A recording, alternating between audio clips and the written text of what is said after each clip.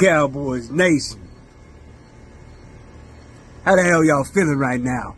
Yo, this is Neville Gallimore from the Dallas Cowboys, and I want to give a major shout out to Mike Tag. Keep bringing the hype to the Cowboys Nation. We love and appreciate it. Now, can you dig it?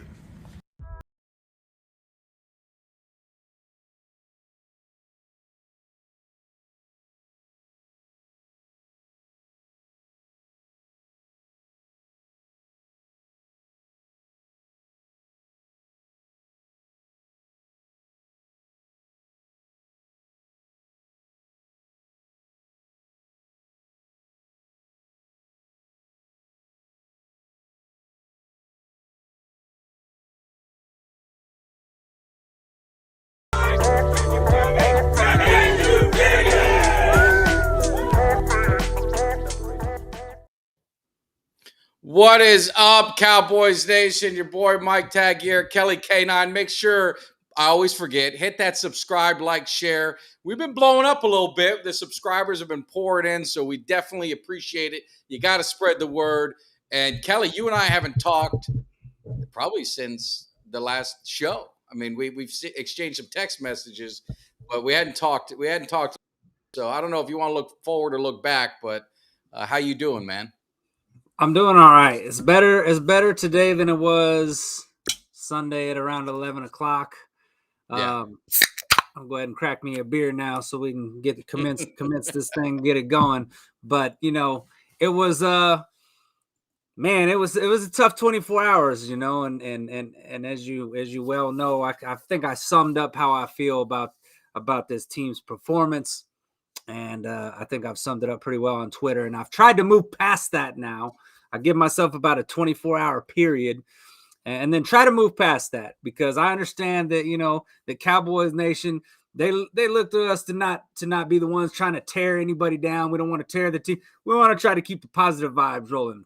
I want to try to keep this thing going, and I'm trying as hard as I can. So I'm trying to put that San Francisco loss behind us, because that was a wart. That was an ugly. Well, just so you guys, I'm feeling it. Just so you know, I broke out. I had to break out the old school Emmitt Smith, because we got to go back in time and we got to get back to them Cowboy ways. So I don't want to look back, but I knew you were feeling down. I knew man, I gotta build you up. So I searched high and low to find, first of all, someone with a Cowboys cave that could possibly trump mine. I wouldn't be ashamed to say that. He's got a badass cave, but he also is a very passionate Cowboys fan. And to take it a step further, I honestly think he might be my brother from another mother, because he's also a Hurricanes fan. So he had about as bad a week as I did. The only thing that'll top it is if his birthday was this past weekend, because mine was. So it was absolutely one of the worst ones ever. So I don't know if you guys know him, but his name is Greg. He's getting new on Twitter, so I'm going to put his stuff out there. Make sure you guys follow him, because he is a passionate Cowboys fan, and he's got a bad cave. So without any further ado, let's bring out my man Greg. What's up, Cowboys Nation? What's going on? Welcome. How you doing? We're doing good. Well, first of all, welcome to the cave. I searched for you. I messaged you, I think on TikTok first. You didn't respond, but then I went on Instagram. I tracked you down, and you did, and so happy to get you on here. I wish it was better circumstances. I was hoping to have you on after a nice beating on Sunday, and we'd be really, celebrating. But of course, that didn't happen. But you still stayed true. You're a Cowboys fan. You're coming into the cave, inside your cave. So tell everyone, first of all, where can they follow you? Where can they see all your content and what you're doing? Well, right now you can follow me on TikTok on Gregory Girard 146. That's Gerard. And you can find me on Facebook under Gregory Girard. I just started Twitter maybe a day ago, only because my sister kept telling me, you need to get with the rest of the Cowboys, passionate people. So I just decided to get on Twitter yesterday, and mainly TikTok is where I'm at. I'm on Instagram too, but TikTok is mainly where I'm at. Well, if you're there, you must have some thick skin, because I think, Kelly, you might be able to attest. They're vicious on TikTok, at least the Cowboy fans. They are, and I don't know if you What if happened? you ever use in any of your hashtags. If you ever use Cowboys Nation, I swear I get a dozen or more Raiders fans always telling me Hey, can the you hear only me, Mike? nation is Raiders Yeah, yeah, Nation. yeah. No, wait. You have a technical problem? We can hear you good. See you good. Can you you hear hear us? me? Yep. Yes. Yes. Did we lose you? Yeah, We I got can to hear get you. my man. We Oh, got to get man, him. We got what to get him happened? set up. I don't know if he's there. Did you hit mute? You might have hit mute. You might have hit mute because I could hear you. All right. Well, we'll keep talking. We'll keep talking. Hopefully, he can hear us. Let me put him to the side. Text me if you can hear me, Kelly. It Kelly, went blank. handle the show. I apologize. Handle the show. Let me call him right. I got it. All right. All right. Well, Cowboys Nation, we got little technical difficulties. The show is starting off a little bit like how the game in San Francisco started off, but we're gonna get back to Yeah, it. but I here in can't just a hear minute. nobody. Guys, listen. Oh, I man. don't want to talk too much about San Francisco because I feel like I'd have done wrap that up and put a bow and some lipstick on that pig already. But let me just tell you this. What's up, Fred? How's it going, man? How's it going? I'll just tell you this. Throughout every season, there are the ups and downs. And I look at it like this, man. Ain't nowhere to go from here but up, right? I mean, we went into Santa Clara and we got smacked down. We got smacked down in Levi's Stadium. There ain't no way to, and it was a complete loss. I mean, it was top to bottom. Bad play calling, bad quarterback play, bad play defensively, everything was bad. It went about as bad as it can go. But the good thing is things can only go up from here, right? Because you're not going to get beat down like that again. And did we get Greg back? We got everything going here. Now I can't hear you, Mike. Now I can't hear Greg, you. can you hear us? Okay. Yeah, we can't hear you now, Greg. Boy, we're having problems with my man Greg here. It's like the Hurricanes and the Cowboys. I don't know what the hell's going on here. He was good, but now we lost him. I think we might have I said, you know what? This is starting off about like the San Francisco 49ers game now. Let's get into it. Kelly, we'll get into it. We'll get into it ourselves, and we'll get Greg, give him a chance to get on there. But he is a great guy. We talked on the phone for like 30 minutes. He's a passionate Cowboys fan. And let me tell you, if we need to, if we can't get Greg worked out, I could turn we can get these phones back on, and we could take some calls. We took calls Monday. There was a lot of anger. I felt bad. I had to tell Jimmy, we're going to take some calls. We got to make this Cowboys show. And he was a good sport about it, but we took some calls, had some fun. But really, one of the things that I was looking, I saw my man Ultra, and Ultra called in. Ultra is funny, Kelly. I'm just going to say this, and Ultra knows I love him. He is on the messages. He is a very pessimistic Cowboys fan. Yeah. But when he called in, it was like my Jimmy goes, we've hit an all-time low in Cowboys Nation when Ultra was the voice of reason, picking everyone back up. He was actually being positive. Try to say, hey, it's early, things happen. We've had, other teams had big losses. So it was kind of funny. It was kind of funny. I can see you guys now. Can you hear me? There we go. Yeah. We can hear you. Don't touch nothing. I didn't touch anything, man. I think it's some of the family trying to text in. Told my wife to tell them stop texting. Yes.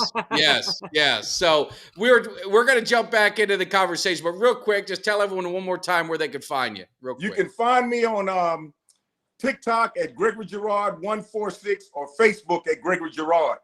Give me time to get on. I'm on Instagram on 2GGN, but give me time to get that set up. And Twitter, I just started Twitter because, like I said, I was doing this on Facebook mainly with the Cowboys groups because, we've been doing it for years. And my sister talked me into putting it on TikTok. And here I am, Gregory Girard 146.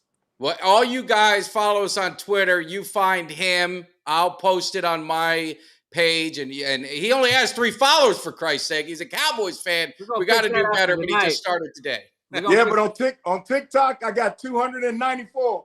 No, you're good. 294,000. Oh wow! No, you blow up on there, man. It's weird how different platforms work. So we're talking about the game and just really looking forward. So the first topic, and definitely want you guys in the chat to really talk about. You got Dak.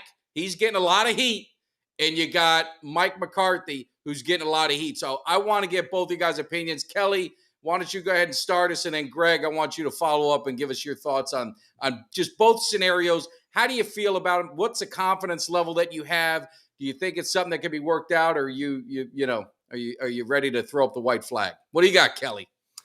My whole thing is that loss was about as complete of a loss as you can get. I feel like you can't not give equal credit to everybody out there. I'm not gonna put 100% of the blame on any one person in that game, because that was just we got our asses kicked. There's no polite way to put that. We got our asses kicked. But I will say, once I watched it back, so as I'm watching it, I'm thinking this. I feel like that through the whole first quarter, going into the second quarter at 7-0, we don't have one first down, not one. Now, I know Tony Pollard had that one fumble when he ran it for 7-8 yards, and I thought, oh, this is going to get things started, but then he fumbled it. But not having not even one first down, man. I look towards Dak Prescott as the quarterback, like he is the leader of the team, and we need him to lead. You can't have not picking up a first down in an entire quarter and expect. There we go. And expect your defense what is happening not to, not to have to. No, we can still hear you. You know what's happening when Wow. I explained to Greg is like when you do it from your phone. Yeah. You saw this with MC is when people text and call you, it knocks you off. So we'll try it. We'll keep trying. If not, we're gonna have to try Plan B with them. But go ahead. Well, go ahead. so I just it's just I put that part on Dak, because there's several times that I see if there's not something open, Dak can take off and run, and I feel like that Dak Prescott he's got to own that. But I do not think that this coaching staff is putting him in. Hey, if you guys can hear me, I don't know what's happening, but it went out again. Okay. Yeah, we can hear you. Go ahead, Kelly. They're not putting him in positions to succeed. I mean, when I watched it back, I saw, and Kurt Warner did a good breakdown on the film. We're not this staff is not putting him in positions to succeed at all. Not even a little bit, man. And so I put that much blame on Mike McCarthy. These things I feel like are fixable, because we've seen Dak in the past. He's not this bad. But if you watch, I mean, when you got this team, Kurt Warner showed it down, when you got this team running double slants and they're both breaking at the same time. I've seen several times during that game where there's two wide receivers in the same area. That should never happen. You should never have two wide receivers in the same area of play where you basically one defender is locking down two guys. And then when you had a play where Dak throws an interception on one of them, it's literally a two wide receiver route. There's one wide receiver running the go, and that's Cooks. He's doubled. And then you've got CeeDee Lamb, who is basically a decoy. And it's like, so where was Dak supposed to go with that? Of course, He threw it up to Cooks, but there was no play to be made. And that's on the offensive coordinator. I mean, what I just don't get the thought process behind that. I mean, you've got to run some underneath routes. If you're running that go, have somebody run that underneath route, because basically everybody's focused. They knew it was going to Cooks. It's just, I feel like everybody on that entire team gets an F. The defense, the linebackers, the quarterback, the coach, everybody, they all get an F. And they should it should be a reality check. They should all, this is a point in the season where you look at yourself, you take a long look in the mirror and find out, who do you want to be as a team? What do you want your identity to be? Get into that locker room, get in that practice and fix it. Yeah. And fix it. Because if you don't, it's going to be a long season. Jesus. Yeah, Greg, what's your thoughts? We may not be able to have Greg. Yeah, we might have to go solo, but I hear what you're saying. And I definitely agree with what you're saying. Greg, are you back? Yeah, I'm back. I don't know You're why. Testing my patience, but we're gonna keep going. I don't know why it keeps going out, man. That's that 49ers residue, I guess. I know. So we'd love to hear your thoughts on Dak and McCarthy. Really, we could go back, but really moving forward, what's your confidence level? Did this shake your confidence, or a long season? What you got? One thing about the Cowboys I noticed is I don't see that heart, that determination, that killer instinct to want to win it all. To me, they all went into 49ers scared. They were scared. They were reluctant. They went out there nervous. The game plan, whatever it was, didn't look like it on the field. Everybody executed halfway. Like you were saying about Cook. When the ball came to Cook, it was almost as Cook wasn't expecting it. And then Cook didn't really do anything to fight it. Dak looked out of his element. I don't know if it was the crowd. I don't know if it was just the nervousness or all the heat and the pressure that Dak's getting all the time. But Dak was out of his element. When they walked onto that field, I didn't see anything in their eyes that said, we came out here to win this game. All I saw was, well, maybe we can survive it. And then in this press conference, when he said that was a huge wake-up call, as though he was shocked and surprised, well, who did they think they were playing? Yeah. The 49ers are the 49ers. And they're playing with that heart like we used to play in the 90s with Irvin, Aikman, and Smith. The Cowboys aren't doing that right now. And McCarthy's taking over the play calling. Okay, good, McCarthy. But you got to understand, this is a new game now. Everything is different. And you got to bring in some schemes. And it seems like we're playing vanilla all the time. And everybody's expecting, well, we can play the same way we've been playing, use the same vanilla offense. Don't worry too much about what they're going to do. They're not going to prepare too hard for us. And then we can just get by. You can't get by today. No. The Eagles are on point. The 49ers are on point. Dallas is hanging in there. But as a fan, as much as I love the Cowboys, or as a fan, I just don't see it. I don't see that fire. I don't see that commitment. Like everybody on the team is on the same page. And just like you said earlier, they do get an F. They got a total, complete F. Yeah. Missed assignment all the way around for this game. And I think one man said it best on our show. They're gonna wake up to win, and they don't understand nothing else. They're not out about glamour. They're not out about the women, the girls. Give me somebody that's hungry. Give me somebody that's hungry. I need somebody. Man, Eugene Lockhart said it best in Law Nation. You know, shout out to him. He actually talked about it on 2 different shows and played our clip, Kelly, giving us some definite props. So definitely a lot of love for Law Nation for doing that. But it is what you say, Greg, and I think Kelly feels the same. Yeah, I looked at that game, and the only way I could describe it is the Cowboys are that bully that you had in elementary school. You know, the big kid, you were the small kid, and he'd push you, and he'd do all this stuff. But the second you punched him in the mouth, he cowered back, started crying, and went away. The Cowboys, to me, seemed like they wanted to be the bully, talk like the bully, gonna be the bully. But when they got punched in the mouth by a real bully, they kind of backed off because they never looked comfortable. They never looked comfortable on that first drive. Dak never looked comfortable on their first drive. And Kelly, you and I have talked about this a million times on the show. 5 minutes into the game, I said we're in trouble. Yeah, you can see it. You see it. It's well, I mean, I think the reason you can see that is you see that there's nothing, there was nothing original about what they were doing, but you kind of almost see it in their faces. You can see it in the look on their faces. You see it in their demeanor, their body language. You can tell all of that. You know, as Cowboys fans that have watched for many, many years, you see that from teams, and I've seen it from teams in the past. But you've seen it a lot from this team in the past few years. It's like when they get punched in the mouth, they just don't know how to respond. This team plays very well with the lead, not so well when it's tied or when they don't have the lead. Like, you know, I saw a deal the other day, you know, and, you know, there's a lot of comparisons and, you know, I don't want to get too much into that because obviously that could keep us here all night, but there's always comparisons between Dak and Romo in terms of, you know, quarterbacks. In the end, right now, they've both only had, you know, each of them had 2 playoff wins to their name. Right. But one of the things that, you know, and I'm not to say that Romo didn't have bad games because he had some bad games, but he was really great in the fourth quarter, and he was great at bringing us back from having deficits. And it's like when we get those deficits, sometimes it's just like, not just Dak, it's like the entire team folds. It's like the defense, there's no urgency, there's no effort.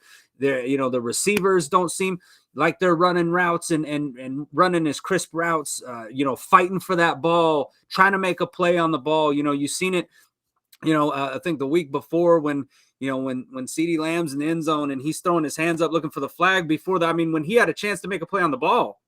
Yeah. So there's just things like that just, you know, that rub you the wrong way. You know, if this team had went out there and played like they did in the loss in the playoffs to the Niners, where they seemed to be just as physical as San Francisco, but we just had some small things that didn't go our way, and they had lost a close game. I think everybody would feel a little bit better about it. Yeah.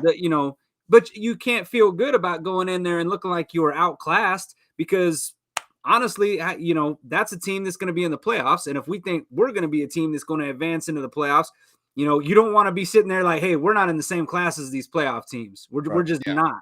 And we didn't look like it on Sunday night. No. And really the last thing I want to ask you guys, and then we'll move forward with the Chargers a little bit, is what's your take? The jury, I'm going to just throw up a few scenarios, talk about what you want, comment. After the game, and I'm old school. You get beat 42-10. It's kind of, you're embarrassed. And I know they do the jersey swaps and this and that. To me, it was just objectively, just perception just didn't look very good. I know Parsons was pissed about it, but I just don't know, as a leader of the team, is that something you want to do? The other thing was, Parsons took exception to Kittle's shirt and said, now it's personal. We see each other again. I don't know if we want to see each other again, to be honest with you. And then Curse took some ownership of it. He didn't have an issue with the shirt. He said, hey, if we didn't want him showing that shirt, we don't, you don't let him get in the end zone. So you saw kind of different views from different players. Where do you guys fit on any of that? Did any of it bother you with the jersey swap or the comments? I mean, what's your guys' take? And we'll start with our guest, Greg, to make sure his phone's working, make sure we got No, I don't have a problem with the jersey swap. I understand how the players are after the game. That's something that they do. I don't have anything about that. What I'm concerned about is what happened between those white lines. And they didn't show it in those white lines. And that determination to try to win that game by any means necessary didn't happen.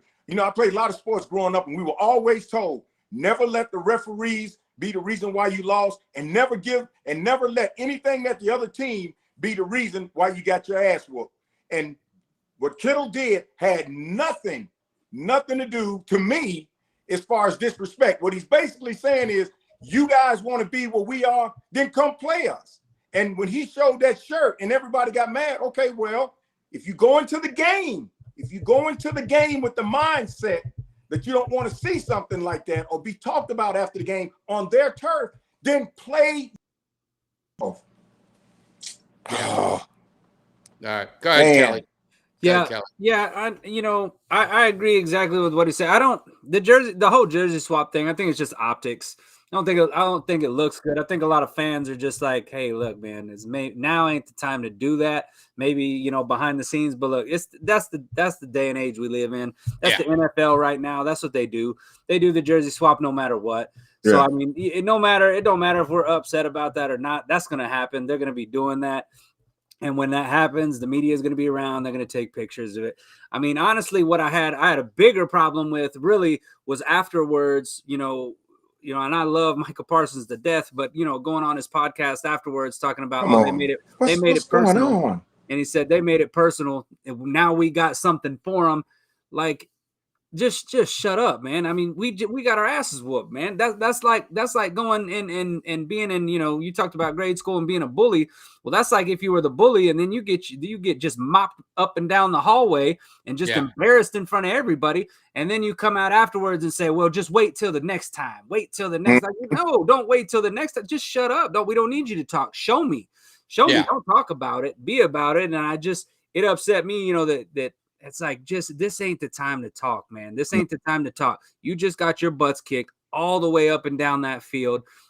Save the talk for another day, man. Because look, do I think it would be great if we got another shot at the Niners and we won? Yes.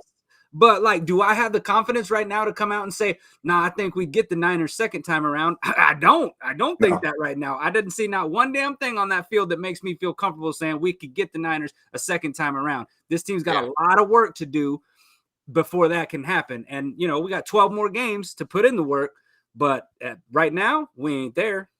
Yeah, no. And the thing is, if you think about last year, I wish Micah would have done this. When we lost against the Bucks and Dak got hurt, he had a contract with Fox and he was supposed to be on with that idiot.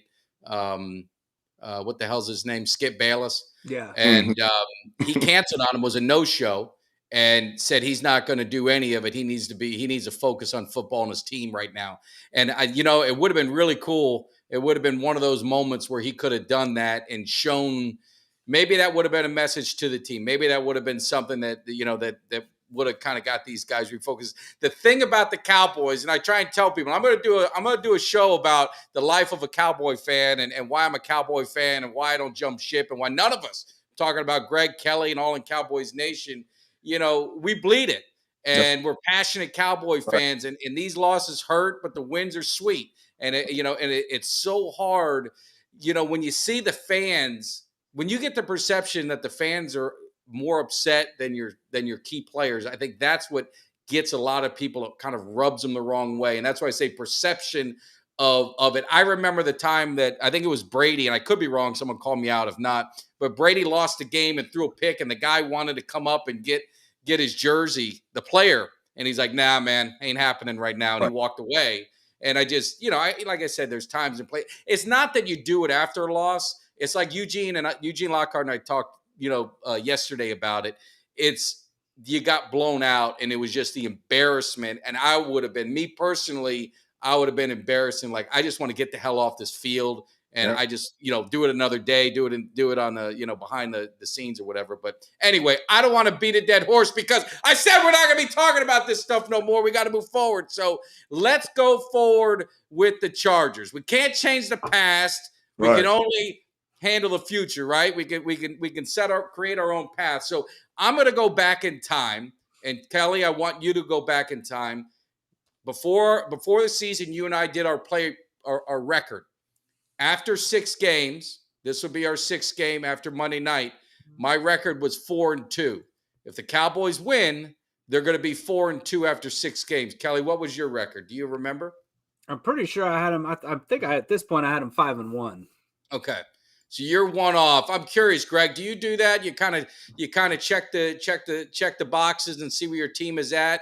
If the Cowboys win, were they kind of their record where you thought they'd be, or more or less? Yeah, after the first week of the season, when I get a chance to see everybody, I typically do that myself. I don't post it a lot. I do it myself.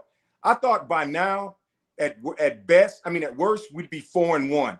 Okay. I thought the only game that we had a chance of possibly losing was the 49ers, because I saw what the 49ers left the field with last year. And I saw the game. A lot of people don't realize, because they know we got beat by the 49ers last year. It was only 19-12, and that's with mistakes. And that's losing Pollard early in the game. So I figured, if anything, if we go to the San Francisco this year, which we did, maybe we'll be 4-1, or 3-1 or whatever by the time we get through playing them. But I didn't expect that we would be where we're at now, losing to the Cardinals and then going to the 49ers and playing the way we did. I didn't expect that at all. Yeah. For the record, I had Dallas losing to the Patriots and losing to the Chargers only because my thought process was they wanted the San Francisco game. Those 2 games were sandwiched in between them. I thought the Cowboys would look a little far ahead, and I thought they'd have a letdown after a win. I'm going to flip it, just like I did after the Cardinals loss. I said the Cowboys are going to blow out the Jets, or the Patriots, excuse me. And I was still hopeful that we would beat the 49ers. It obviously didn't happen. It's how they respond. And, McCarthy, since he's been here, has not lost 2 games in a row, right? They hadn't lost 2 games in a row in the last, couple years. I don't know that Dak year when he was injured. I don't know if they lost 2 in a row, but we won't count that. So this team has been one to bounce back. And I think, to Ultra's point, give him credit there, the Cowboys typically, when they bounce back in a big way, and it's usually a double-digit win. So looking at this Chargers team, Kelly, again, we'll start with you and then get Greg's opinion. They're 2-2. They lost their first 2. I believe they won their last 2, if that's correct. Someone correct me if I'm wrong. Yeah. Austin, Eckler's been out, but I guess he's coming back. Keenan Allen has been kind of when we've played him, he's been a Cowboys killer. I'll be honest with you. Herbert is obviously he's a solid quarterback. So what is your early, assessment of this? I want to say San Diego, LA Charger team. Kelly, we'll start with you. Well, they're a talented team offensively. They've got some pieces on defense. Defensively, obviously, they're not going to be near what we saw in San Francisco. I think this Cowboys team will be able to score some points on them. Be able to move the ball better, in terms of the run game. Run game really never got going much against the Niners, which kind of expected that to happen. So I mean, I think that Dallas can move the ball well.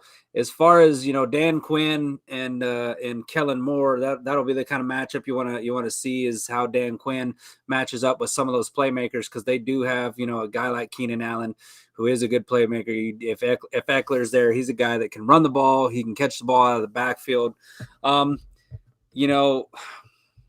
This team has bounced back from adversity, and they've done that a lot. Like you said, they haven't lost 2 in a row with Mike McCarthy. I think the last time that happened was 21. So it's been a while since that's happened. But man, I'll tell you what, it's that 49ers game gave me a little bit of PTSD, man. When you see your team only score 10 points out there, and nothing went right. Everything went wrong. I need to see them come back, and I need to see them do this, because right now I feel like the Chargers we've played some pretty bad teams, and we've played, in the Cardinals. I don't really consider a great team. I don't really consider a good team, scrappy maybe, but they got a losing record. They are what their record says they are. The Chargers, I feel like, are the closest to us talent-wise that we have played. I feel like the Niners are a superior team to us right now, and I feel there's nothing that can show me not. And so I think that the Chargers are pretty close to the Cowboys in terms of talent. And so I'm very interested in how that's going to play out. I mean, we've got injuries that have just been piling up. I think we might see some different faces at the safety position this weekend. Obviously, we'll see some at the linebacker. But yeah, it's going to be very interesting, because, San Diego has they've got some guys on that offense that can make some plays, and some speed guys, and they can do things in open space. And we've struggled a little bit with that defensively with teams that could do that. Cardinals did it well against us, and the Niners. So yeah, not gonna lie, man, I'm a little nervous, man. A little concerned. Greg, are you gonna pump us up, or are you gonna? Yeah, I am. No. Listen, I feel exactly like Kevin. I'm nervous because already Herbert is a game changer. I don't care what else who's hurt on the Chargers. Herbert is a game changer, and the injuries we had last week and the way we played this last game, I'm concerned about whether the players are going to come out and they're going to still have that residue on their mind. Mentally, they're not going to be prepared, and they're not going to get out on the field and put their best. And if they put that game behind them and say we need to move forward, fine. But I am extremely nervous that, people like to throw that word out, trap game. To me, there's no such thing as a trap game. It's a game you need to win, and you need to go out and win it. And that Chargers game, they know what we just did. Yeah. They know how we may possibly be feeling psychologically about this game in Los Angeles. And I am extremely nervous, but I always hold confidence that they'll get it together in this game and they'll straighten it out. And then from this time forward, everything will be different. But I got to see that compassion. I got to see that hunger. I got to see that drive. I got to see that we got punched in the mouth so bad that I'm going to make sure that this doesn't happen again. And if I see that in the first quarter in the Chargers game, then I can say, okay, these guys got it. But if I don't see that in the first quarter and I see these guys are still running around with PTSD from the last game, we're in trouble. Yeah. No, and I'll say, and yeah, definitely Mike Williams, I didn't touch on him. Thanks for catching that, Ultra. He's out. So, I mean, he's a big receiver that can be a problem for our secondary. So they're a little banged up. We're banged up on defense. But I just, to your point, we're going to know real quick what Cowboy team's going to show up, and it's going to be real early in the game. Now, that I don't want to be the norm. I need to see this Cowboy team fight. Now, the thing I'll say with the Chargers, and again, someone in the chat, correct me if you want to, please. I think every game they've been in has been very close. They've lost some games, kind of given those games away. I think they've let some teams back in that maybe they were ahead. And talking to my brother's a Broncos fan, so he watches the AFC West more than I do. But he said they're just a team that sometimes they find a way to lose. So it's going to be one of those games. It's going to be that scrappy game. I just hope the Cowboys defense, they're a little wounded. So we're going to get into some of this defense. LVE is out. They signed Rashaan Evans, who was first-round draft pick, started a lot of football games, had a good year with the Falcons last year. I don't know why he's unemployed then. So that's the only thing. I'm going to be honest. I'm going to lean on my experts in the chat, or if you guys know more than I do, what the reason why he's unemployed.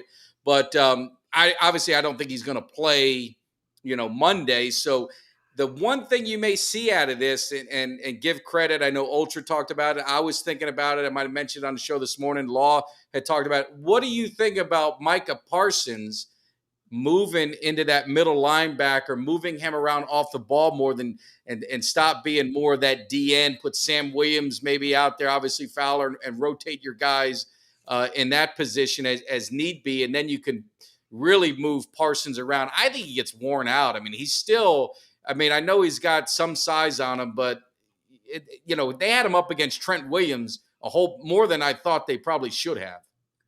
What's your thoughts, Greg? We'll start with you. Well, see, Mike, I'm not really concerned too much about Micah, but as far as them wearing him out, yes, he's a fast burner. This man he has no limitations on the field. He's got that heart, like they say of a lion, but he's got that heart like, I came out here to win, and I'm going to put it all on the field. If he's not that edge rusher, who is? And if we don't have pressure on the quarterback, then our linebackers are going to be out there waiting in the wind, hoping that they don't get enough time to throw the ball and find a receiver open. So it's kind of catch-22. If he's not on that end rushing, then we don't have that pressure on the quarterback like we need, because I don't know who else is going to put that pressure on. Well, I was thinking him rushing, but for more off the ball rather than being a DN. Using that linebacker and having him blitz sometimes from the linebacker position more than just lining up as a DN. That was kind of my thoughts. We may not have any choice this game because Van Resch is out. So we may not have any choice. They may have to pull Dan Quinn may have to pull him back and do that and have to adjust. The defense, I think, will hold their own in this game. My biggest concern is on the offense, scoring points. I need to know that Dak got his head fully committed in the game, and that Dak is going to take that team on his back like the true captain he's been tagged to be. That's my biggest concern about our entire Cowboys organization is Dak. And I'm not going to bash Dak. I'm just going to say, if Dak is that captain like we know he can be consistently, the defense is going to do what they have to do. If the defense has to be on the field too long, then all of a sudden, here we go. The confidence level drops. It's like, well, what is the offense going to do to help us? And eventually, when the defense is on the field too long, things are going to happen. Things are going to happen. No, absolutely. We're saving the best for last. So, Kelly, I'm giving you – this is like the fantasy football draft. What I want you to do is talk – on the defense, but we're going to turn it to the offense. I was saving the offense is probably the bulk of the conversation, and I agree with the chat. We got to do things in stages. So we start with the defense. Kelly, give us a defense and give us your thoughts on the offense as well. So wait, you want me to start on the defense and move to offense? Start on the defense. Give me your overview. We got the injuries. What do you see Parsons? I mean, as far as the defense goes, the defense reminds me of this defense reminds me a lot. They're better, but what they remind me of is a lot of that 2018 when we went into the playoffs and we beat Seattle, and then the Rams just completely exposed us. What we did was our offense allowed us to cover up a lot of the weaknesses in our defense. And I think that this defense is like that. They're better, but they're like that. But they need our offense to be on the field. They need our offense to have sustained drives. They need our offense to do that in order to play better. Because when they're fresh, obviously they're going to play better. But this is not at the beginning of the season, a lot of people said, oh my goodness, this defense is like the 2000 Ravens. It's the 80, but no, it's not that. It's not. It's just this. Yeah. It's plain and simple. It's not, because those defenses showed up and kicked your ass for all 60 minutes.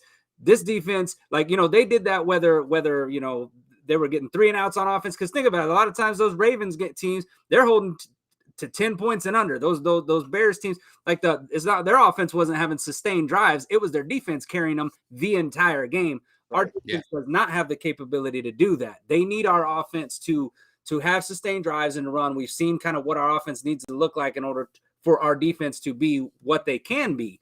So with that being said, we definitely have Dak. He has to come out, and he's a guy who has played very well with the lead. So you need to come out and you need to start right off the bat. You need to. I remember we talked about in that in the San Francisco game, we talked about, would you defer the ball, take it on defense, or take it on offense? If I get the ball, I'm starting on offense every time, because what I've seen is that this team goes as Dak Prescott goes. If Dak gets it started and he gets a drive going and goes right down the field, the defense responds accordingly, typically with a good stop, 3 and out, a turnover, like they're flying around to the ball, they're pumped up. If the offense doesn't score and they get a 3 and out, or this is a slow moving offense, and that they kind of come back to the sideline, and you just kind of see that look, it's almost like, oh God, here we go again. Oh. And then I just feel like the defense, when that happens, the defense kind of deflates and they don't, you know what I mean? And I understand that the defense in that Niners game, right? They gave up that 7 real quick, but after that, they didn't give up another score until into the second quarter. They clamped down and they held their own for a while. So I just feel like that with this offense, we need to get going. This offense is a offense that is predicated off of getting going early and keeping it going, because once Dak finds himself into a rhythm, he gets that confidence, and you see him play a lot better than if he gets in and he gets rattled early or he gets a 3 and out. If they start the drive with a 3 and out on that game, could be in trouble, man. It could be for a deal where you see Dak struggling again. And I don't think we need to see that. So that's on McCarthy to put a game plan into place to get Dak comfortable and to go right downfield and score a touchdown. No field goals, touchdown. Yeah. And really with the offense, and definitely want to get you, Greg, on the offense, a couple of things, just some topics today, but obviously Dak, we could beat that, we beat that into the ground. CD. So you're looking at CD, obviously his kind of his composure on the sideline, kind of away from the team. He's just kind of looked non-interested the last couple games. You got to get your playmakers the ball. He's a playmaker. I don't know, Richard Sherman, this is the time, and again, with the Cowboys, and someone put a video out, and they're 100% right, is the Cowboys got to take the role of the villain. Maybe it was Law, maybe it was somebody. I mean, they got to play with that chip on the shoulder that every team is out there to disrespect them and is out there to beat them, to make a name for himself. That's the mindset that they've got to have. So, when you see CD, that he's upset, he's not getting the ball, and he's gotten 4 catches the last three games after having 10, I think, in the first game or whatever, or second game, whatever game it was with the Jets. We've got to get our guys involved. And I think, Kelly, you talked a little bit about it on Twitter. You posted some videos. Are you concerned with the psyche of CD? Is this a kind of game? This is what I feel like. Jamar Chase, when he came out and he kind of said, I'm always open, he ended up getting 15 catches, 200 yards, 3 touchdowns. Is this a CD game? I saw someone put it in a chat, 218 yards receiving. Is this a game where they just got to feed CD and get this offense into rhythm, get things going, work the run game, obviously with Pollard, but get the juice back in this offense, because it just seems to be sputtering? Yeah. Greg? Yeah. And you're right. The reason why CD's young, and CD, he wants to win. He wants to be like everybody else, but CD's young. He needs just maybe a tad bit more discipline and be really concerned about team effort when he's on the sideline. But here's the problem. We put together an offense over the last few drafts to be able to score points. We have the weapons on offense that we need. We need to use those weapons. We need to have plays to get the ball to those weapons. And if those weapons aren't putting the effort in to get open or doing fulfilling their assignments, we need to let them know that on the sideline. But we have the weapons, and bringing Cook in just enhance those weapons. If we're not throwing the ball as much as we need to the CeeDee Lamb, the Cooks, the Gallups, we're not doing what we need to do. And I understand McCarthy likes to run the ball and soften up the defense, but if you're using those weapons the way we need to be using those weapons, we will be on fire. I got a friend named Will Boyd in San Antonio. He's a Chargers fan, diehard Chargers fan, and he knows very well of this topic we're talking about right now. His concern with the Chargers is that we don't throw the ball to our weapons downfield and get it to them in that wide open space, is that we try to run it up the gut all the time, because with the issues that the Chargers have, our running game is not going to be one of their problems. But if we air that ball out like we did, I think it was a year ago against the Chargers, look what we did. We can do it again, but I'm watching these games and I'm looking for them to air them out. And when they air the ball out, I'm saying, that's what we do. That's what we do. That's what we do. But when we stop and we slow down, I'm like, what is it we're missing? What is it that I'm missing? I don't see it. I mean, it's not working. going up the middle all the time, trying to sweep it out. Throw that ball. And then I really did start to wonder if McCarthy and the offense was losing a little confidence in Dak throwing the ball. And if they were losing confidence, they were being real conservative in the play calling to try to make up for it. I wouldn't be conservative. I would run the same plays. You have to keep on mentoring Dak and have Dak to complete those plays, because if our offense starts to fire that ball off like we're supposed to with the weapons that we have finally integrated on this team to be a dynamic offense, nobody can stop us. No. And I know, Kelly, you talked about Cooks. I mean, you couldn't believe his numbers when they put him out there. So go ahead and give us your so I was just going to say, I was going to point something. I pulled up CeeDee Lamb's numbers just real quick because I wanted to see this, because there's a whole lot of things. I don't know if this is real or not because I didn't see. I just saw it was on Twitter something. I hadn't had a chance to research it, where they said Schottenheimer said we wanted to target CD 4 times a game. I think that if he said that, he should be drug tested, and then even if he passes the drug test, he should be fired, because if you're only targeting CeeDee Lamb 4 times a game, you're smoking. But he's only had 4 receptions in every single game except for the Jets game. The Jets game, when we got him 11 receptions, he went for 143 yards. Okay, he's only got 1 touchdown this year, but we all know those troubles. We haven't been great in the red zone. But in every game, he's only had 4 receptions, and he's averaging 13.3 yards per catch. Like, he is a dynamic receiver, but if you're only throwing your number 1 receiver the ball 4 times a game, it's inexcusable. And then we went out and we made a trade for Brandon Cooks because he's going to be the speed guy. He's going to be the deep guy. The dude has 9 receptions for 73 yards. That right there is a fireable offense if you're an offensive coordinator or a head coach. There's no damn way you go out and get Brandon Cooks and you trade to get Brandon Cooks on this team because Noah Brown wasn't the guy, and he's got 9 goddamn receptions. He should get 9 in 1 game. I mean, what are we doing? Yeah, that's Mr. Acrobatic. I don't know, and I don't know why McCarthy has went that route, because Dak has proven in the past he can throw the ball. Yeah, but they're not doing it. They're just not. But, the most acrobatic receiver we have is Gallup. Michael Gallup can catch the ball in situations that most people don't even go up and try to catch. He does. And I don't know why we're not using. He is an acrobat. Michael Gallup is a soup. I'm telling you, man. If we start using Michael Gallup and Lamb the way we got them on the team to use them, we would be dynamic in the air. But I don't understand why being conservative on them, because these are game changers, and I don't understand what they're doing. And I said, in San Francisco, that you can't be afraid to attack them, and it seemed like they held things back, and it seems like they've done that most of the year. I'm not gonna go backwards, but I gotta give Tyrone, I don't know why we think the Cowboys can't stop the 49ers. I feel like we could take them down in a rematch. Yeah, the analogy I used Monday, and I'll say it again, and I talked to Greg a little bit. I'm a Rocky fan. I know he's from Philadelphia. I can't help that. He's Italian, so he gets some love back with me.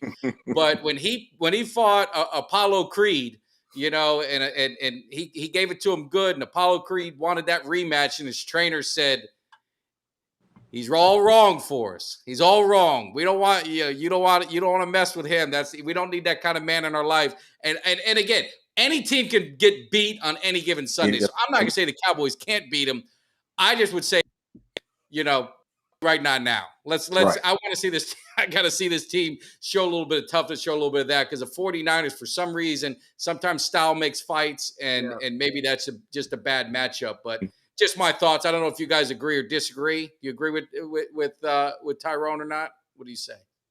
Yeah, go ahead, Kellen.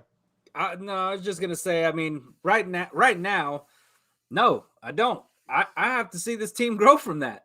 I mean, if we played them again this Sunday, I think they'd beat our ass again, just the same damn way they did that time. I don't think we got an answer for it right now. I think that's something that takes a while. Now, at the end of the season, if I see this team progress, I see this team playing better, sound offensive ball, fix these red zone issues. If I see that, get healthier, get some guys healthier, we see, some better play out of these linebackers, and we're making tackles on guys in space, then yes. But at this point right now, no, I don't.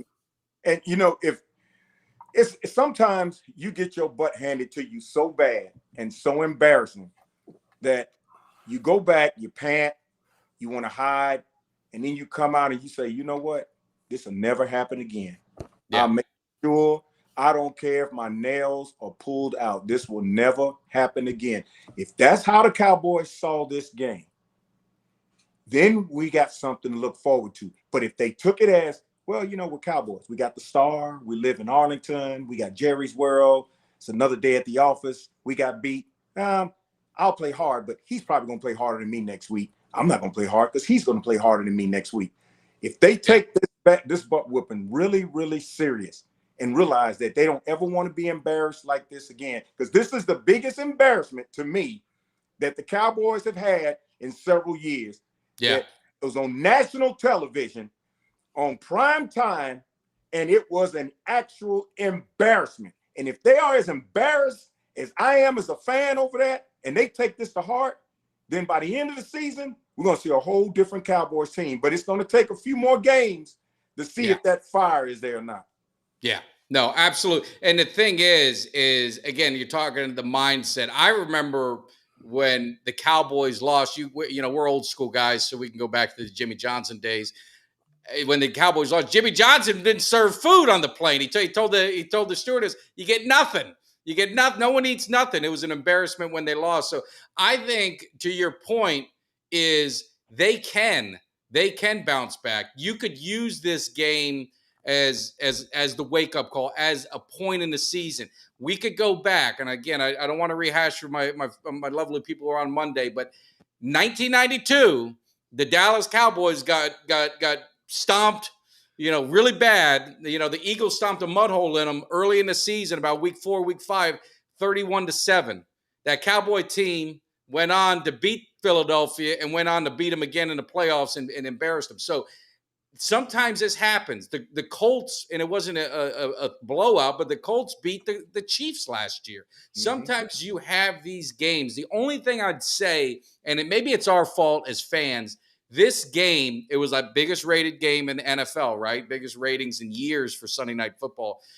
The Cowboy fans wanted this game so bad. Mm-hmm. And I thought the players wanted it bad. Maybe we wanted it more, but it was just a pride thing. We got, bounced in the playoffs. Circled it. I said it, man. Even though it was my birthday, I circled that date on the calendar. I was waiting for this schedule to come out, and I want to know when the hell it was.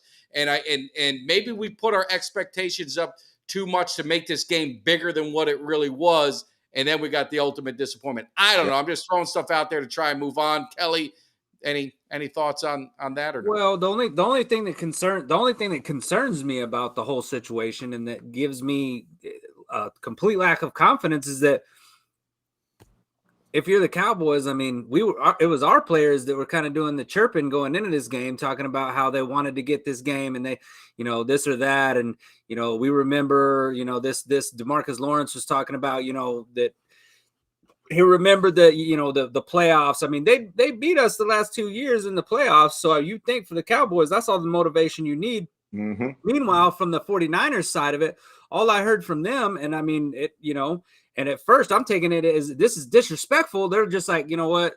We beat the Cowboys the last 2 times we played. This is just another game. That's exactly what they were saying. They said it's just another game.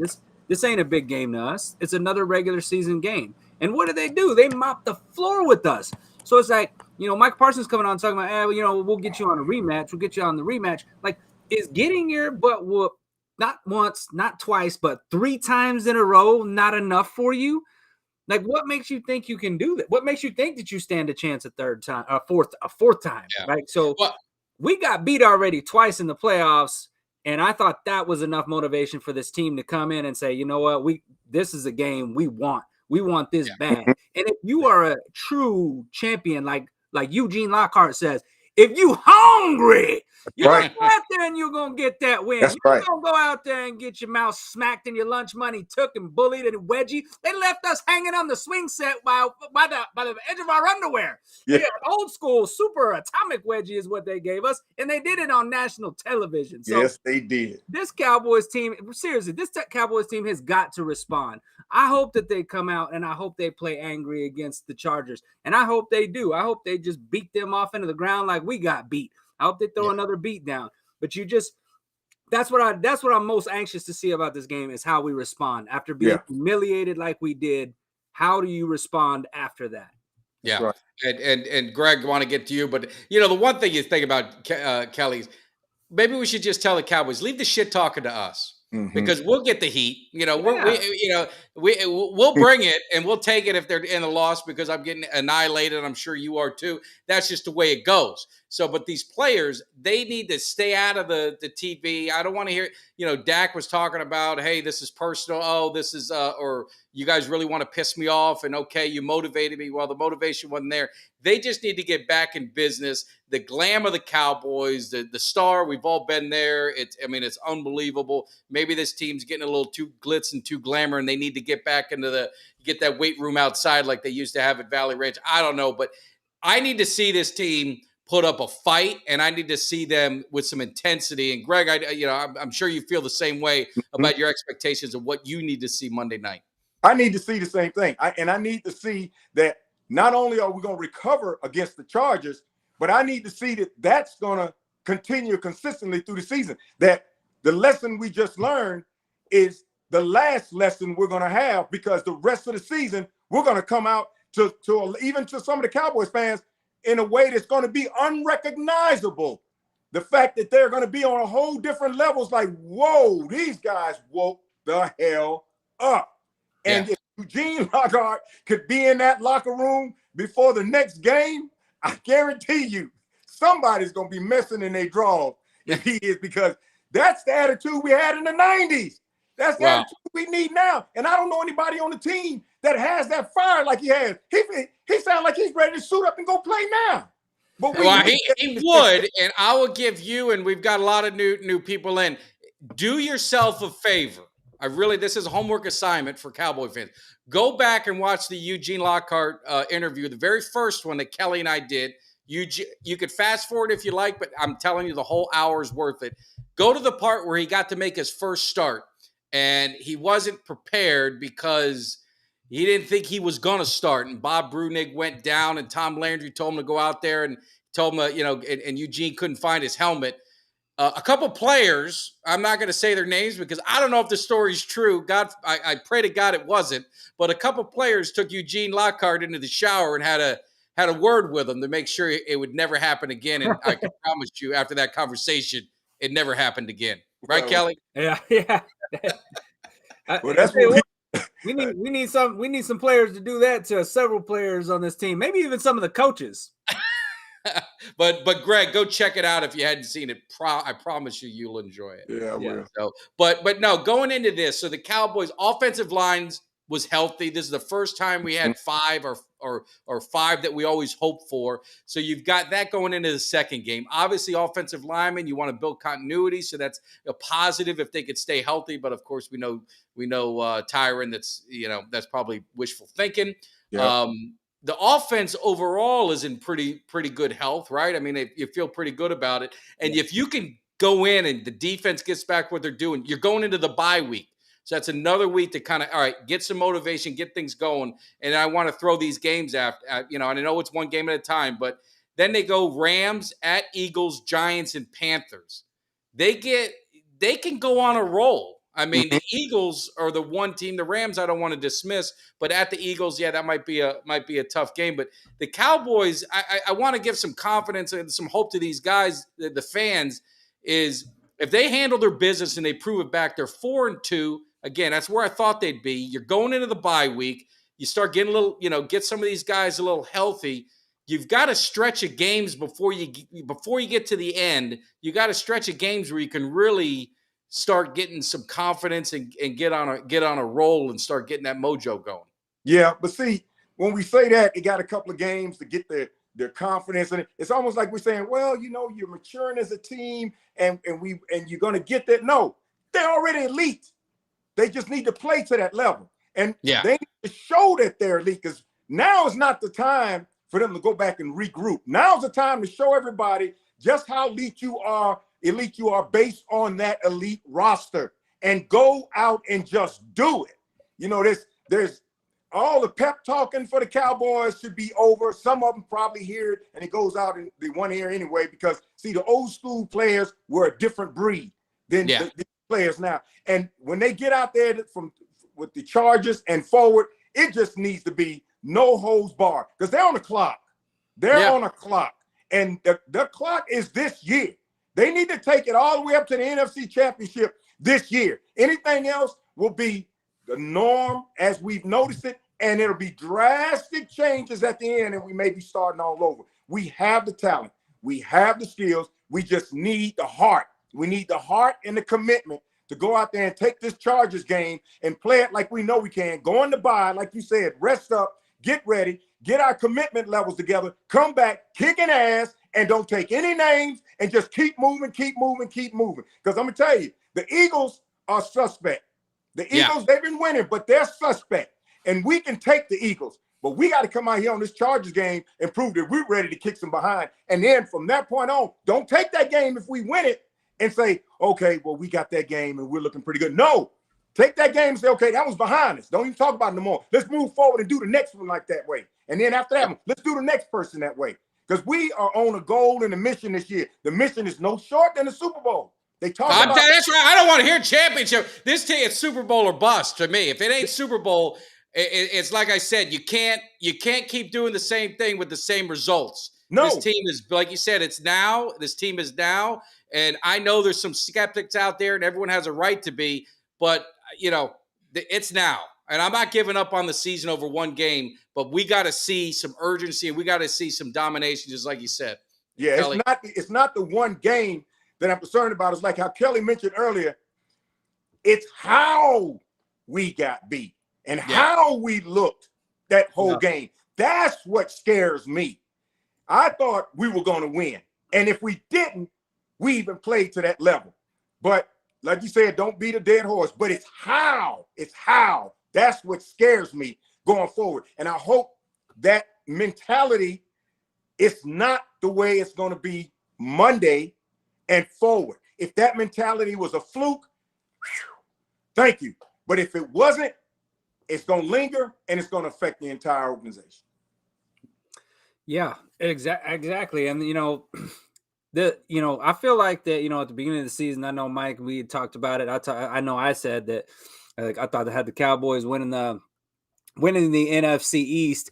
And right now, we're 2 games back and of the Eagles. We're chasing them, and we were chasing them last year. And it turned out that those games that we lost turned out to be big games. Both games that we've lost have been in the NFC. So those are both divisional games that could be important. Not trying to sit there and talk about Philly too much, but after the Jets this weekend, their schedule gets a whole lot harder. They have yet to play a team. That's really been, besides the Buccaneers got a winning record, but other than that, all the teams they played have been pretty mediocre teams at best. They've got the Jets now, but after that, they got the Dolphins. They play the Commanders again, who took them to overtime. They got us. They got the Chiefs. They got the Bills. They got the Niners, and then us again. So they've got a streak coming up there where we could make up some ground. Because I do not believe they're going through that streak unscathed. They're going to lose a couple. They may lose even more than a couple. And because, like Greg said, that secondary is suspect. That team is suspect. Yep. And I think the Cowboys, if we turn it around and we can get it going, and it all starts Monday night, if they can have I don't even necessarily want to say a bounce back game. I want to say more like a statement game. Like come in there and have a game where you just roll over them and everybody's like, damn, maybe that 49ers game, maybe that was an anomaly. This Cowboys team looks. That's what I was. Yeah, this Cowboys team looks scary again because everybody was talking about us in the beginning of the season. They're like, look at how they're bad. They're beating these teams. They're like, bad teams or even average teams don't just roll over these. You look at teams that we beat. Granted, New England did get smacked around this weekend, but the Jets have been in a lot of the games they've played in. They've kept it close. The Giants have been right in there. They're not the greatest. They've had some ugly, but they've been in there in some games. So I'm not saying that we've beat no all-world beater teams, but still, the way that the Cowboys have won has been in dominating fashion. Now, I think if they can do that Monday Night Football with the Chargers team that is definitely better, which I would get closer to the Cowboys talent level, than any of the teams we played so far outside of the Niners. I'd say that if we could get a resounding win there, that would be a good step in the right direction towards this Cowboys team, kind of putting that Niners game behind them and just, focus on the, don't be looking in the rear view, only look through the windshield, and let's Right. get getting going. Yeah. right. And really, I mean, just to put a lot of things, and then we're going to get into our predictions, just to kind of put some perspective on it. It's early. And yeah, it's a bad loss. No one likes the way we lost, and it's how they respond. And we kind of said the same thing with the Cardinals, a statement game, and then we went out and we blew the doors off of the Patriots, and everyone felt good again. I think for this one, we need to see it over a little bit of time. I'm sure a lot of people, they want to see it over a few weeks. And it's really when adversity comes in. It's why, I'll be honest with you, blowing the doors off the Chargers, it's going to feel good, but I would love nothing more to see the Cowboys face a little adversity at some point in that game and see Dak go out and take this team 80 yards to get the lead back or something. I don't want, and again, I want to see a blowout because it's easier on my soul. It's easier on my stress level and all of that. But I want to see this team get battle tested a little bit because, we blew out all these other teams. Everything. If you look at all our games, win or lose, they've all been double digits. There hasn't been, a lot of these battles. But I'll say it's early.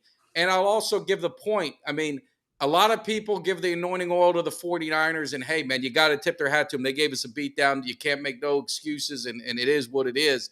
But they're a team the last couple of years that barely made the playoffs. They were 3-7 at one point, made some changes. They had one game they had to win at the end and got it, and then they made some noise in the playoffs. So it's not how you start, it's how you finish. Yeah, and always. So don't give up on the season if you're a Cowboys fan. Be upset. Be pissed off. We all were. But I know I'm seeing a lot of white flags, and there's a lot of negativity and a lot of hate, and that just comes with being a Cowboy. We all get it. But there's some games left. So, we've got to see it. Don't get me wrong. We got to see it. Right. But don't start jumping off the bridges and start turning in your stuff and saying you're going to be fans of other teams and all, and burning your jersey, whatever the hell these guys do nowadays. Don't burn your flags and all of that. Yeah. I'll never do. Never.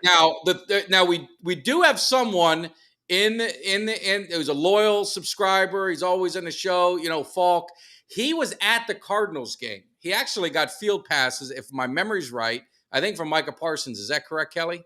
Yes, he did. Okay. Well, he was there and they lost. So I get a message from him and he says, "Hey, I'm going to be at the Chargers game." And I said, "Well, let's pump the brakes on this a little bit. We can't have any of this. We can't have you at the Chargers game." So him and I, we made a deal. He put it in the comments. It was so early, I wanted to play it later. So if you're still here, Falk, put it again. There's going to be a code word.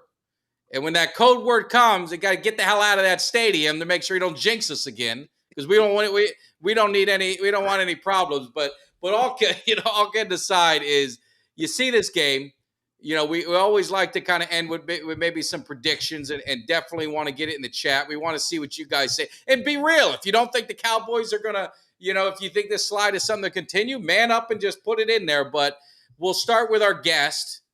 Greg, give us your kind of prediction of how the game's going to play out. I feel 37-27 only because I think that the Chargers are going to get desperate and try to go for several 2-pointers to try to make up for a deficit. I think the Cowboys get it right. I think the Cowboys go down the score. And I think they use the weapons that we're talking about down there in L.A. And I think we score at least 37 points. It's a win. It's a win. I see a win. I don't see anything else. But the Cowboys win. What do you guys in the chat? I want to start seeing stuff poured in. Kelly, what do you got? I don't want you guys waiting for our answers and copy them. Kelly, what do you think? Well, I got us winning this game, and I would love to see us go in and blow the doors off of them. But right now, I'm tempering what my predictions at, because obviously I was so far off the other end of the spectrum with that 49ers game. I still say we get this win. It's going to be a little bit higher scoring game. Chargers do have an offense that's going to put up some points, so I'm going to go 34-31, and I actually see us winning with a late drive, fourth quarter field goal to walk it off. Cowboys win it. But I think that I'm kind of like you, Mike. I would kind of like to see a little bit of adversity in this game. Granted, I would love to see the Cowboys just roll in and just beat the dog shit out of them. That'd be nice. But I'd like to see Dak trail a little bit, and I'd like to see him absolutely put the cape on and show me that you are the franchise quarterback that we as the fans have seen you be in the past. We know you can win some games. Now let's see it. You know what I mean? Go out there and put this team on your back and go win that game, because I think that would be a confidence boost to not only the offense, but the defense as well, to know, hey, this quarterback can get it done on the road, even though we're playing in SoFi Stadium, which is basically a home game. It's going to be a home game. It's a home game for the Cowboys. But yeah, so I got 34-31. Cowboys win it with a late field goal in the end of the fourth quarter.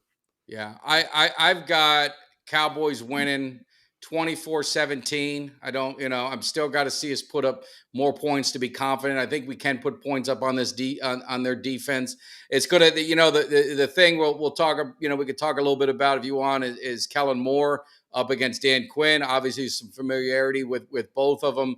I've looked at the numbers, and again, I don't watch the games closely with the Chargers. The offense doesn't look like it's lighting your scoreboard up, or as far as putting up a lot of yards.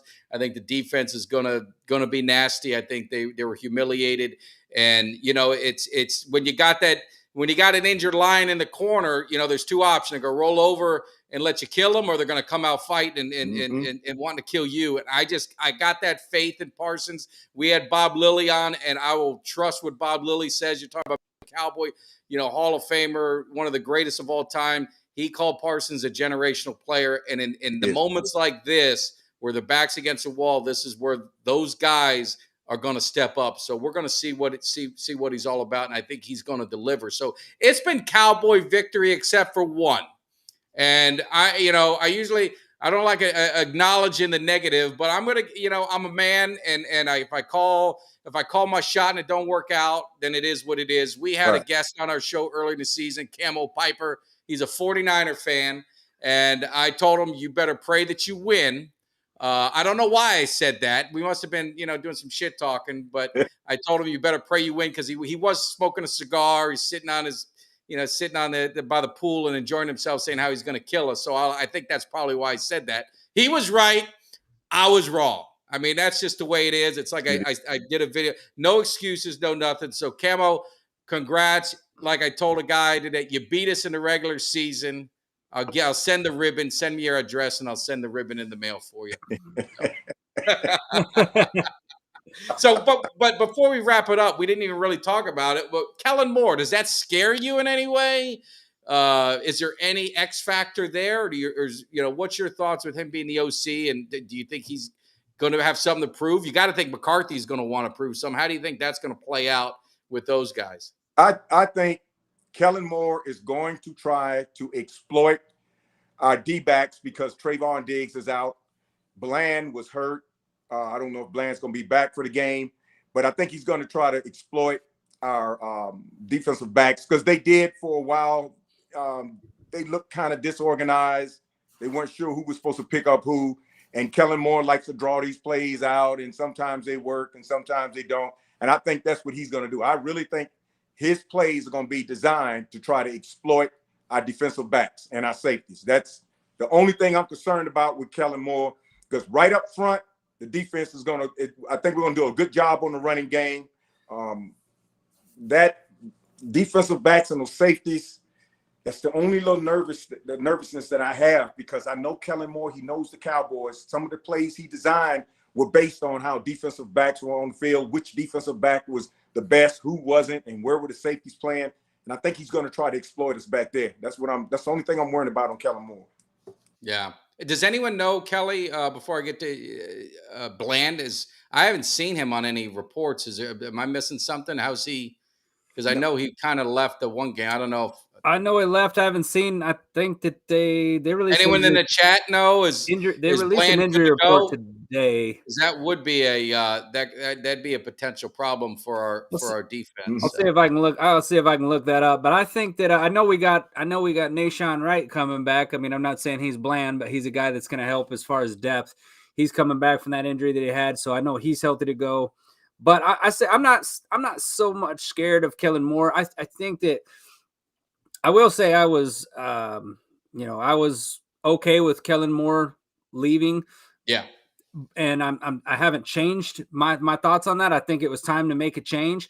But I think with the Mike McCarthy thing right now, does this offense look better under Mike McCarthy right now? The answer is no. I mean, we've got these red zone issues. We've got the complete no show in San Francisco. We had, we saw the struggles against Arizona. I mean, they've struggled all year. You've got your number one wide receiver who's not very happy. You look, he's only getting targeted on average 4 times a game outside of the Jets game. You look at Brandon Cooks. He's a guy that got brought in. He's not getting any targets. He's got 9 targets the whole, and so you look at stuff like that. And you think right now, was it the right move to get rid of Kellen Moore? Sure. But was the right move letting Mike McCarthy take over? No, it's not looking like that right now. And I know Mike said, what did he say? It's going to take about 5 weeks to get this thing going. Yeah. Well, and what did you say? We said, we don't got 5 weeks. We don't. That's right. We don't have 5 weeks. And that's what I'm saying. I'm saying, hey, look, man, this is what the offseason, this is what the preseason was about, is to implement this. You can't wait 5 weeks in the regular season to have your offense clicking at full tilt. But that's what we need to see on Monday is we need to see this offense clicking. We need to see them getting the ball to CeeDee Lamb. We need to see them getting the ball to Michael Gallup. We need to see them getting it to Cooks. Hit your playmakers. This is what you got them for. Use them and show them why you are the better play caller than Kellen Moore. And so that's what I would say to that. And I think that Kellen Moore is obviously, he is going to look up to the challenge. He's going to be ready for this. He's going to want to kind of because why would you not? The Cowboys let you go. You want to show that, hey, I am the guy. So we'll find out. We'll find out on Monday night. So, but does Kellen Moore scare me? The answer is no, he does not. All right. And what about it was brought up in the chat, so a couple things. McCarthy made a comment that he hasn't left the facility. The coaches haven't left since the Niners game. He was embarrassed. And he said they're going to figure this thing out and they're not leaving until they do. So I don't know if that's lip service. I don't know if that's true, but quick thought on that. And then also with the tight ends, we haven't really seen, tight ends have always been a pretty big part of Dak. He's always had that security blanket. And I know Schoonmaker has the speed, the block. I mean, he seemed like that prototypical tight end that the Cowboys like to have. Obviously Ferguson there. Hendershot's been inactive. They've had McKeon in, is more of a blocking, tight end. So, I mean, are you guys concerned with what you're seeing with these tight ends? Because sometimes it almost wonders as the tight ends go, this offense goes, and it just doesn't seem like we're getting a lot of rhythm and a lot of consistency out of the tight ends for whether it's Dak or them. It just doesn't seem to be clicking right now. Well, they're part of the weapons. They're part of the weapons, and they need to be brought into that package with the rest of the receivers and used a lot. And the more we use those, the more attention will come off, a little attention to come off of CeeDee Lamb, Gallup, and next thing you know, boom, we're popping them downfield. But you got to use them all. Sometimes I just think McCarthy is still in that old mindset of playing. It's like, yeah, I've been in the league this long, and yeah, the league has moved on, but I still know that this is what we need to do.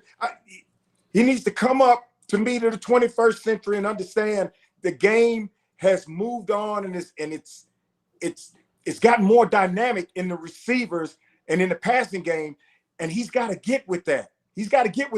There's a lot of money on that field, a lot of talent that when the draft picked these guys, we were screaming happy. We were like, yeah, we got them. We got the complete team. Use them, use them. Let's use them and go out this game and say, McCarthy say, you know what? Hit those tight ends. Hit those receivers. Hit the tight ends again. Hit the receivers. And if we think it ain't working, put Pollard up there. Let them run through. Just do it.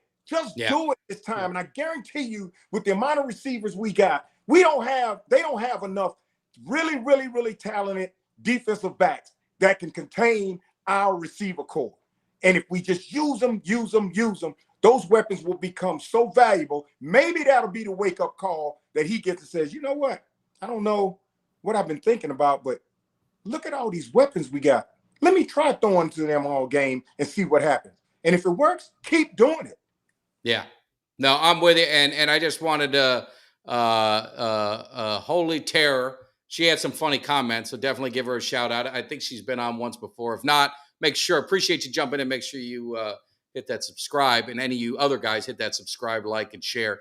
Hendershot wasn't injured; he was a healthy scratch. They just decided to go with the other tight end, and I think one of the things playing in that is obviously the fullback. Lipke's probably playing into some of the issues where Hendershot's just not getting there. So any other topics or anything you guys have as far as with the Cowboys? I know we always go over an hour because we get talking or in the chat. Is there anything that what else is on your mind, Kelly? I mean, do we have to get the inner Jerry? I mean, Jerry's been talking a lot of shit. I don't know if do we need to find out what Jerry's thinking about this game, because this is pivotal. This is pivotal. Like Jerry didn't talk after the game. Jerry was on 105.3 and he was very on edge. So I don't know if Swaggy J is, does he have anything to say? Well, sometimes when I get to talking, I feel like that maybe somebody should put a muzzle on me. Have you ever been to the barbecue when your drunk uncle gets to talking and you just want somebody to shut him the hell up? Well, I sometimes can be the drunk uncle, and I get, what can I say? I was hitting the sauce the other day, called up 105.3 The Fan, and who knows? I don't even remember what the hell I said, but sometimes somebody just needs to shut me the hell up. That's all I got to say. I wish Jerry would take his own words. What do you think about that, Greg? Have you heard the Jerry? And Kelly, I would have thought that was Jerry Jones calling in. That was good. Thanks, man. You know what sucks is there was someone, and I don't want to say people higher ups watch our show, but a couple things were pretty intriguing. Just like, let's just talk off the cuff a little bit. I don't know if you guys watched, the Dallas Cowboys had a post they did on Twitter before the San Francisco game, and it said, "Who's hungry?" on it. I didn't see that. And if you're going to do that, give a little credit to your boys in the cave, Kelly K9 and Mike Tag, because I don't want to say we coined it, but we brought it up to the forefront. And then I watched another one, and they had a Jerry Jones person. They said they were speaking with Jerry Jones. He was calling in, and it was a terrible Jerry Jones. If you guys wanted Jerry Jones, Kelly's not hard to find. Very nominal fee. He'll be happy to come on and give you a real Jerry Jones impression. Now, would you do that, Kelly, for a little few bucks if they want to? Hey, man, just give me a holler. Case of beer, man. I'm in there. Yeah. So it was asked, Greg. So, do you have season tickets? There was a question by Mark. He wanted to know: are you a season ticket holder? Are we going to see you out at AT&T or what? No, I'm not a season ticket holder, and I'm so far. I'm in Florida, so every once a year, maybe twice a year, my wife and I will pick a game we want to go to. But right now, we're looking at this big trip coming up, so we're like, we won't go to the games this season, and go out there. But no, I'm not a season ticket holder. Okay. All right. And then your Miami Hurricane. One quick question before we get to that is Mozzie, what's your early, I saw something on our draft. The drafts that really hadn't produced. What's your early returns on Mozzie Smith? Either one of you, both. Well, right now, I need to see growth, a little bit more growth. And that's going to come through crystal ball over the season. It's hard for me to evaluate any of them right now, especially after Georgia Tech, which is depressing, because I think crystal ball must have smoked a joint when he did that. But I just want to see growth in all of them, because where we are now, we've been before. At this level, we win 4 or 5, and we're looking good. I need to see how we're going to go the rest of the season. Need to see how all these players are going to be used and how mature they are, and if they're going to be on the level that crystal ball came from Oregon to put them on. Yeah. So until I see a little bit more growth, it's hard for me to evaluate any of them and say, okay, I know where they're going. Yeah, no, I mean, the Hurricanes, it was very, that game, I told the story, I won't repeat it, but it broke my heart. I thought we won. I was going to bed, and my son had texted me, to fire all the coaches. And I'm like, dude, we won. And then he said, turn on the TV. And I thought we were kneeling, so I shut the TV off, and then we lost. So that was very hard to get over. I messaged Malik Rozier, because the question I had, and I don't know your guys' thoughts on it. If you're a quarterback and your coach is telling you to run the ball, and you're looking at the clock, and you're like, why the hell am I running it? Why don't I just kneel it and the game is over? Would you override the coach? He said no. No. I said, is this team going to be okay? Because I don't think mentally they can recover. He said yes. So we're going to find out Saturday night. They go to North Carolina, and I'm going down to Miami against Clemson the next week. So we're going to find out what the Canes, if they're able to salvage it. But that was just a heartbreaking loss. Kelly, I don't know if you watched that or you just kind of saw it on after the fact with Miami. I didn't get to see how that ended. I didn't get to see that. I don't know what time you guys play at, but I think it was a night game. It was a night game. Oh, yeah. Okay. Yeah. No, I watched. I had my game on. It was from like 2:30 to 5. After that, I turned it off and went to celebrate a little bit. So I had a Hurricanes game party in here in the bar. We've got at least a handful of Hurricane diehards. I had a Hurricane game party at the house. We knew we had that game in the bag. The referee made a bad call. I don't care how you look at it and replay it. The elbow was on the ground, but the fact that he ran the ball, you don't put yourself in that position and let the referee lose a game. And, man, the whole game we were nervous because you saw how it turned out. It was like, what was he doing? And then we finally took the lead, and there it is. He's on the ground. Look at him on the ground, and the ball is there. The guy ripped it out. They called it a fumble. We lost the game. No excuse, though. No excuse. And when it was over, we all looked at each other in this room, and we were speechless. We were absolutely speechless. And the players were crying on the bench as though they just lost the national championship. And that's another thing I'm worried about. Is that going to carry over in the North Carolina game? That's my fear. Mac's going to have them ready. Mac's going to have them ready. That's my fear with them is they're 18, 19, 20-year-old kids. Yeah. The defense, Kelly I don't know if you saw the whole thing, but there was like 20 seconds left. They still had to go 60-plus yards, 70 yards. And in 2 plays, 26 seconds, they went. But our defense mindset, the game was over, right? The game, I mean, they're celebrating it, and then they run it out on the field, and they were just in disarray. It was just the worst. And the worst part about it, Kelly, is this coach who's from the U, national title. I mean, he's beloved. He did the same shit at Oregon, and they lost the game. You'd think he would have learned. Yep. Yeah, well, in a situation like that, I mean, if, I'd be pretty pissed if you're not kneeling the ball versus, running the ball. I'm always, if you're ever in a position at any point in the game to go ahead and take a knee, I'm taking the knee. That's why they call it the victory formation, because you don't lose if you take a knee. Poor Chaney, that young man, he is going to be a superstar, but Chaney, really, he emotionally, he was a wreck. It took those players to go over there and tell him, Chaney, this is not your fault. This is not your fault. But he's going to forever feel like it is because, like you said, he's a kid. Mario needs to pull him in the office and tell him. Now, Mario took accountability for it, but he needs to pull it took him a little while, though. It took him to the end. He made every excuse until the end. Yeah, he's embarrassed. He needs to pull Chaney over and say, Chaney, listen to me. Son, this absolutely was not your fault, period. Yeah. I mean, he needs, because you can wreck a young man like that emotionally for the next few games if he doesn't do that. But that was, man. And then I said, right after that game, I told my wife and I told everybody in the room, I said, Lord, please let us win this game tomorrow because I don't want my entire weekend to be a total failure.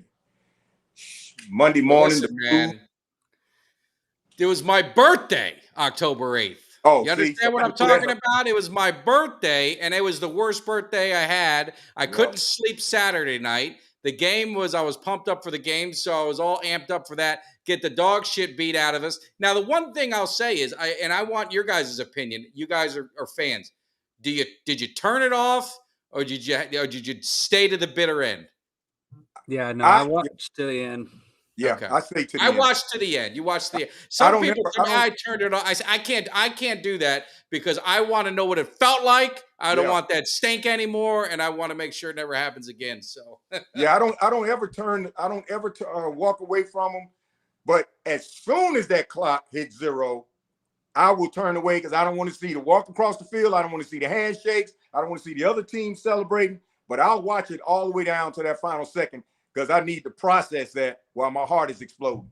Yeah. No, I'm the same, and I didn't watch any of the after. So I have when the Cowboys win, I will watch like ESPN, Sports Center, all the highlights afterwards, and I'll watch the next day. I'll watch some of the shows like the Good Morning Football. I'll watch some of those shows, see what there's. When they lose, I don't want to hear a damn thing. I turn the TV off, and ESPN don't come back on till probably Wednesday. That's right. I haven't seen it yet. I haven't watched. I don't know what anyone said. Me I gotta imagine Stephen A's had a field day. I've got to imagine, Shannon Sharp and all them have had a field day with all this. I mean, I haven't seen none of it. None of it. Not one. Speaking of Stephen A, I'm 100% convinced he is a closet Cowboys fan. Oh, he is. It's all money. And he loves him some Jerry Jones. When he went down to Texas last year, he had a great time. You know, Stephen talks all this smack about, Dallas Cowboys. I'm laughing at him. Stephen, you are a closet Cowboys fan, and we know it. So as soon as you want a jersey, come see me, and you can have it. And you will proudly wear it. Oh, he's got a bunch. The thing with Stephen A, and this is, I get some people give me smack for this. I like Stephen A because I know it's his shtick. He's made millions off the Cowboys. It's all a gimmick. I watched him at the playoffs in Tampa. I went to the show thing, and we did that. I watched what he does. It's all scripted. It's all an act. I watched him when he was down in the first game of the year. Kelly, you and I were down there at the AT&T with the Bucks. He was there. He was on Jerry's helicopter. Jerry took him to the game. They hung out in the suite. Yep. He was it's all, and Jerry's just as guilty of it too. And we could talk for 4 hours if you get me started on Jerry. I think that's the ultimate problem with the Cowboys. It's the culture. And I know people give Mike McCarthy. So last question and we'll wrap it up. Mike McCarthy gets a lot of heat. Mike McCarthy, to me, is the right coach for this team. And the way I mean it is, Jerry Jones, he can't stay out of the way. Right. He talks like he's the coach. He was on 105.3 talking about CeeDee Lamb's targets, and he's good with that, and he's this, and like he's the goddamn coach, and it just pisses me off. McCarthy is that personality. He just wants to coach. He just wants to do his stuff, and he kind of lets Jerry kind of be whatever the hell Jerry wants to be. But the culture that Jerry creates, that seems to always be the challenge with the Cowboys. I mean, look at Parsons. Parsons, the first couple of years, he was, like you said, shut off the thing. He was grinder. Now he's doing podcasts. Now he's on this, and now he's on that. Now he's doing, advertising this and that, and he's making a lot of money off the Cowboy name. And that's what a lot of it's like again, Rocky. What Mickey Goldmill told Rocky when it was Clubber Lang, he had to fight, and and Rocky was training in the hotel, and Clubber was in the basement, and he said the worst thing that could ever happen to you that happens to a fighter is you got civilized. And that's what happens, I think, with some of these Cowboys is they get in the glam and they lose that, came up the hard way and had to work themselves up, and they lose some of that when you go into the Cowboys organization. Because if you've been to the Star, Kelly, you've been there, and we've been in the stadium, it could easily do that to you. Yeah, I feel like once they get tainted and they're up in that glam and that Hollywood and that celebrity, then that's when things start to take you off course. But see, Jerry will let you know, if I'm going to buy the groceries, I'm going to prepare the groceries, I'm going to cook the groceries, and I'm going to eat the groceries. And it wouldn't be no other general manager but me. I'm going to do it. And if he had the opportunity, he'd coach. So until we get, I respect Jerry for what he's done for the Cowboys. And when he brought Jimmy Johnson, oh my goodness, I almost had a heart attack. I was so happy. Yeah. And then how that faded, it was his fault that Jimmy left. And the Cowboys won that third Super Bowl without Barry Switzer. They won that on their own. But until Jerry realizes that he needs to go out there and get a quality GM, step back and do this, that dynasty that he's looking for again may be hard to come by, because the common denominator in a lot of our failures is Jerry Jones. Yeah. That's the common denominator. I heard somebody tell me you can find a true Cowboys fan by asking them one question. If you're a true Cowboys fan, do you like Jerry Jones? He said, a true Cowboys fan loves the hell out the Dallas Cowboys, but hates Jerry Jones. And if they say they like Jerry Jones, they're not a true diehard Cowboys fan. And it's so much not from what Jerry has done for the team and brought them back on the map. It's how he's micromanaged it.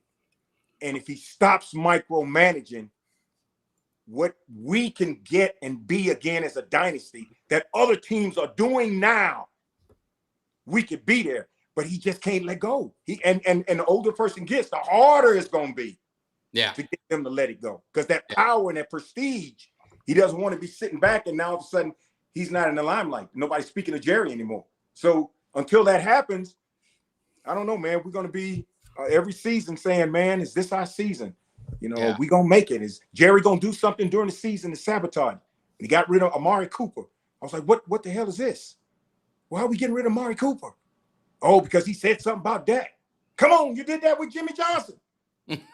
What are we doing? Yeah. What do you think, Kelly, with Jerry? What's your well, opinion what I think is, I think right now, I think that we have there's two guys that, me personally, if Jerry was smart and he wanted to see something, he wanted to see this team be something, there's two people, I think, and we interviewed one of them, and that's Moose Johnston, and the other one is Troy Aikman. I think both those two guys are very, very wise in terms of football knowledge, what it takes to win, and what it takes to have a championship roster and championship team. If I was Jerry Jones, I'd get one of them guys in there, because you look and you see what Lynch has done for San Francisco. He's a guy, won a championship. And then he knew what it took to get a championship. Now, San Francisco ain't won that championship, but look at that roster they built. Look at that. I mean, the way that roster is, the coach, the defensive coordinator, all them players, those players are what the Dallas Cowboys players say they are, right? You know, you get, and again, I love Micah, but you get him talking a lot about, we're this, we're that, and that. And Micah is a all generational talent player guy, but I mean, there's times where you see games and it's just kind of like, he's either getting worn down, he's getting chipped at, and then he starts kind of getting that little bit of an attitude, and you can see that losing, it just ain't do. Whereas those Niners, I mean, they come out there, they look like a rabid pack of dogs, man. I mean, they look like they're ready to just eat you up every game. No matter who they're playing, that's how they play. It's whether they're playing an 0-16 team or a 16-0 team, they're coming out swinging. Yes. And so I would love to see it. We all know that it's not going to happen, though, because Jerry's ego won't allow him to let somebody come in and win, because what will happen is if he hired a general manager in a guy, let's say he hired Daryl Johnson, let's say he hired Troy Aikman, and then one of those guys goes on to win a Super Bowl, they're going to say, that's what it took. It took Jerry giving up control, and then they won. And Jerry's ego will not allow him to do that. And we know it won't. So, and that's why Jimmy Johnson is not in the Ring of Honor. And I'll stand by when the Cowboys win another Super Bowl, then he'll get put in, the very next year. And I saw a couple comments. My feeling on Jerry is I like Jerry as an owner.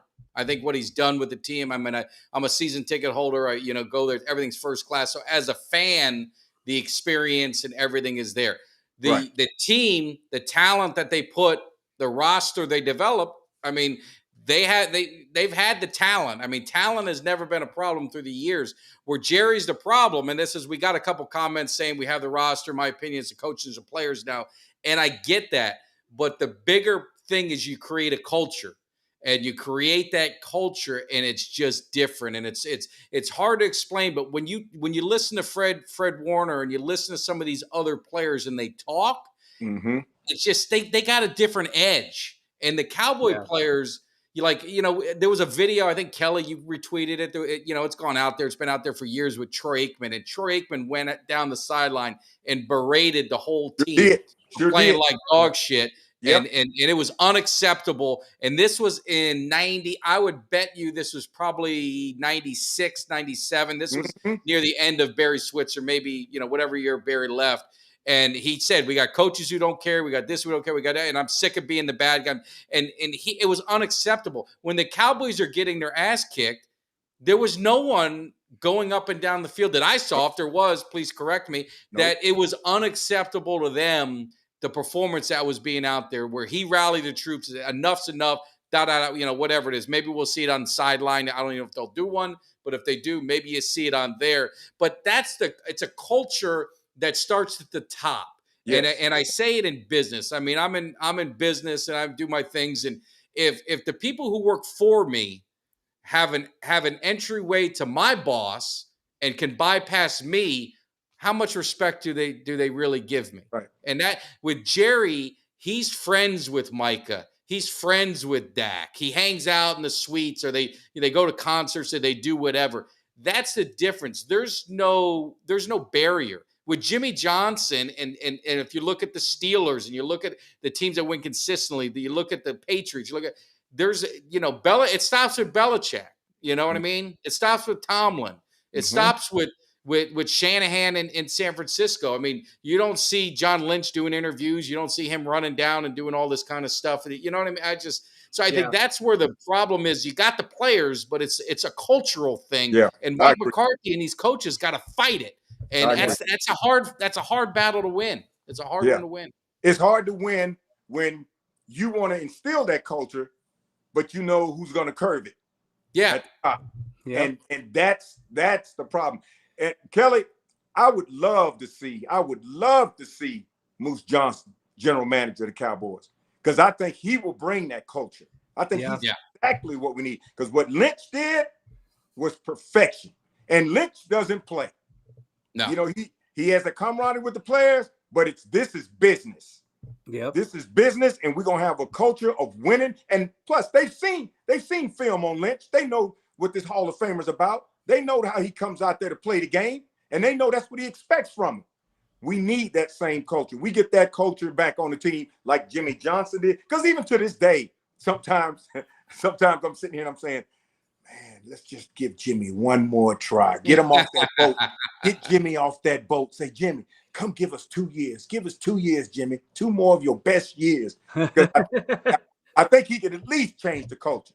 Yeah. No, I mean, he ain't getting off that boat down in the Keys. No, I've seen his place, and I've seen all of his boat and all of that, that go with it. But, to your point, it is. And and again, Moose Johnston, we got so many new subscribers. I was just looking, Kelly, we're getting close to our next goal. I mean, we're under 200 away to get that Cuts by Jones, and just give him a shout out because he does awesome cuts. I'm telling you, Greg, he could do anything. He made one for my family, my first trip to the Cowboys. Beautiful work.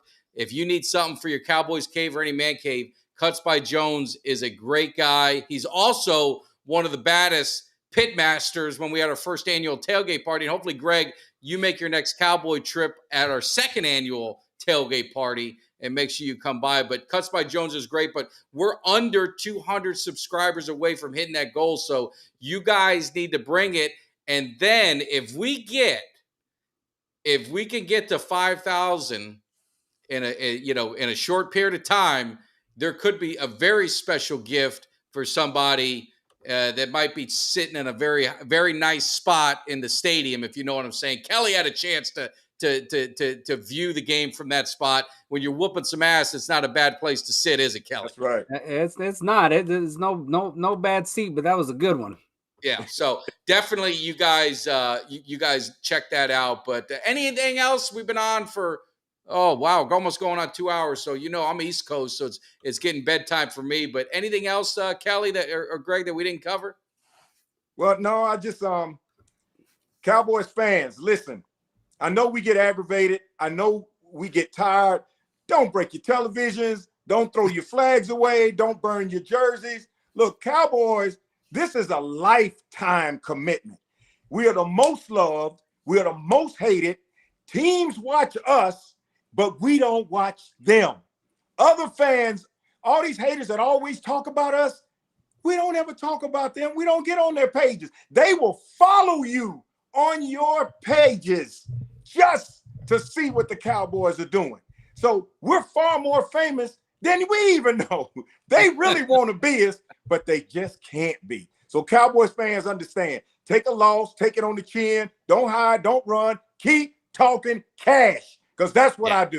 and I'm gonna be suited, booted Monday in that color rush uniform that I wear, cleats, dressed to the nine, talking smack. Because for me, it's Cowboys forever. Yeah, that's what I'm talking about. This man, that's how you Greg end. That's how you end the show, baby. There's it. no more to be said. So, Greg, we're gonna end it. We appreciate you jumping on one more time. You're on Twitter. I put your Twitter handle out for everyone, but you're huge on TikTok. You're big on Instagram. You're big. You're big on Facebook, so they can find you.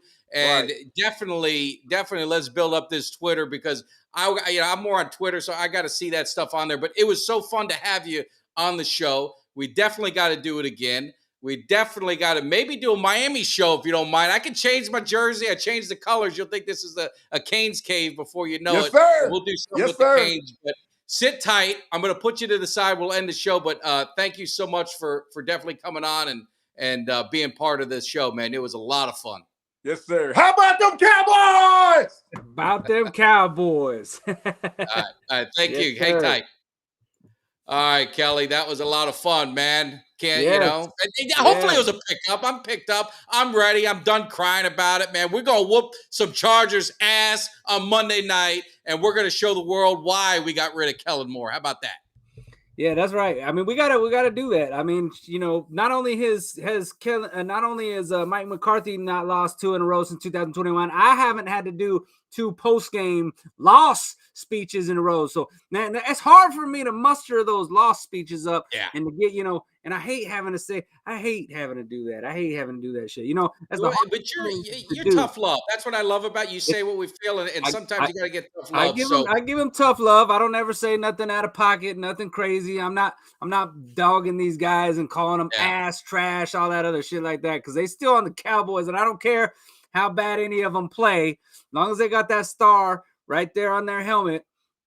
They still, I'm ride or die with them boys, man. So look, like I said, I'll go down with the ship but I think we're gonna be cruising. I feel a bounce back, getting that bye, get some mojo going. But Cowboys Nation, hey, we like I said, we've had so many new subscribers. If you're new to the channel, thank you so much.